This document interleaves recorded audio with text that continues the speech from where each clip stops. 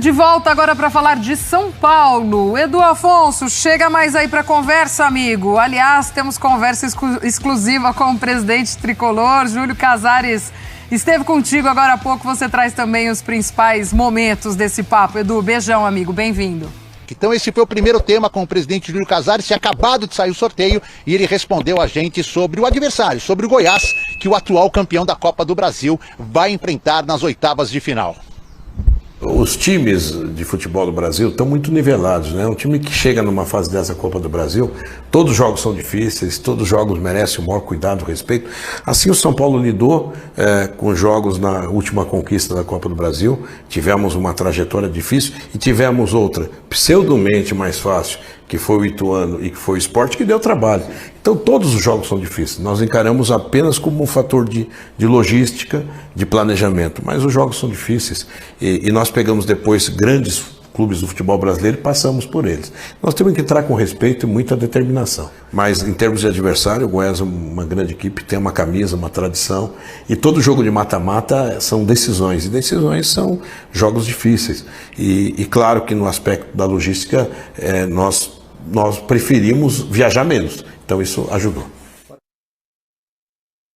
Embora seja um tema que o presidente vem respondendo há quase 60 dias, Rames Rodrigues, e falou muito com a nossa equipe lá nos Estados Unidos sobre isso, Casares falou sobre esta ausência na reapresentação do Rames Rodrigues.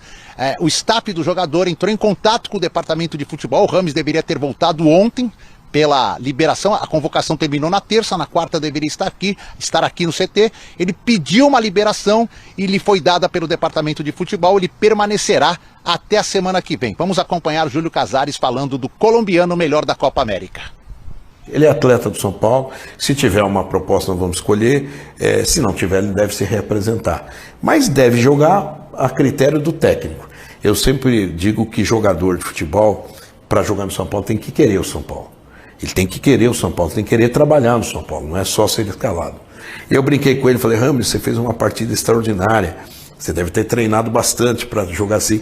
Fazendo isso no São Paulo, você é titular absoluto. Aí ele falou, vamos nos ver na semifinal do Brasil, o futebol é dinâmico, quem sabe. A questão do São Paulo é assim, joga no São Paulo quem tem vontade de jogar no São Paulo. Quem escala é técnico, e quem se escala é jogador treinando e trabalhando. Para que ele jogue no São Paulo, como funcionário do São Paulo, ele vai ter que desempenhar dentro do treinamento aqui na Barra Funda e depois sendo escalado pelo técnico. Agora, se não tiver essa ligação, ele tem um contrato com o São Paulo. Ou tem alguém que venha e faça uma proposta, ou ele vai aí lutar por uma posição. Não tem outra saída.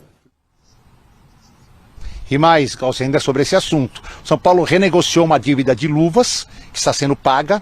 Tem ainda o restante do contrato até a metade do ano que vem. Se essa proposta chegar, ela não precisa ser efetivamente uma proposta com valores. Se o Rames abrir mão de tudo, o que tem renegociado e o que tem para receber, o São Paulo entende que é um dinheiro que fica nos cofres do clube, então seria como se fosse um pagamento para aplicar em outros jogadores, investir em outros jogadores. Mas claro, se vier uma proposta ainda com dinheiro, melhor ainda, o São Paulo não vai colocar obstáculos, desde que a proposta seja boa para o clube e faça com que o Rames também saia daqui tranquilo, sem nenhum tipo de problema. Bem, outros assuntos muito importantes, vou dar de boca aqui, depois durante a programação a gente vai repercutir. Um dos mais importantes é sobre contratações na janela, companheiros, vamos lá.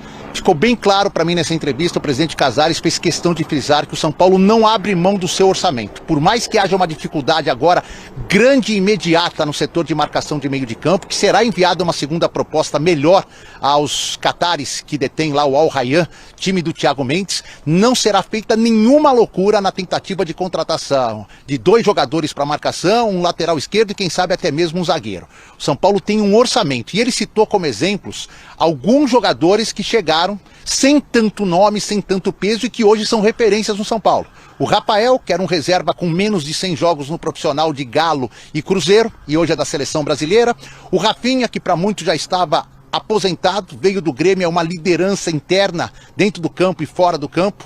Citou ainda o Alisson, que ontem gravemente passou por uma lesão, daqui a pouco eu dou um finalzinho falando dele, que no Grêmio estava totalmente desprestigiado, como se já não servisse para time de Série A, e no São Paulo virou uma referência com chance de ser convocado para a seleção.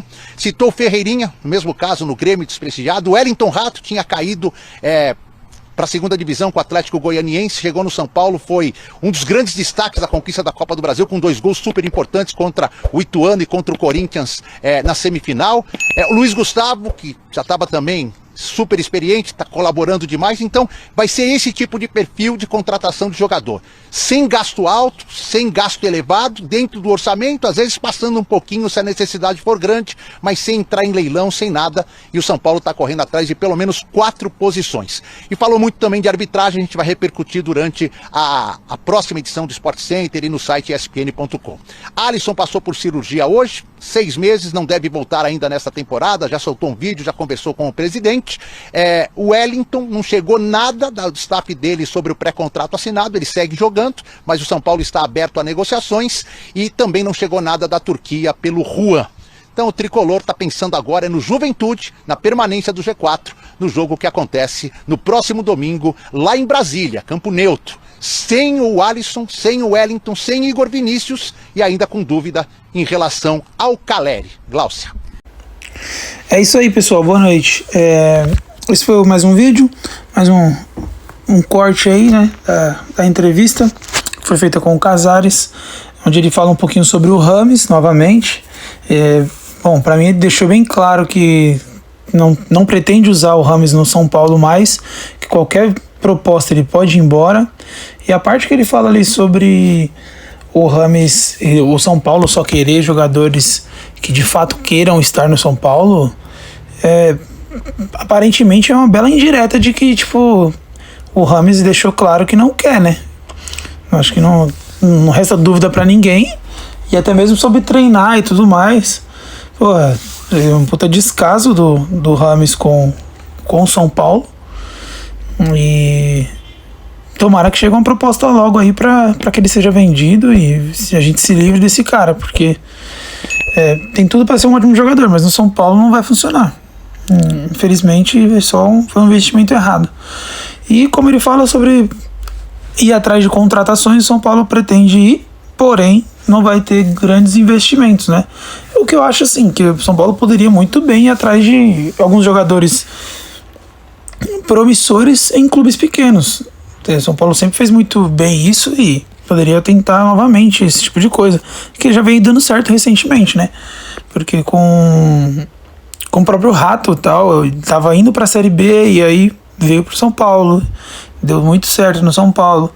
Então, acho que valeria muito mais um investimento em jogadores assim, sei lá, 5 jogadores da Série B, pra pelo menos um dar certo, do que todo o dinheiro gasto no Rames.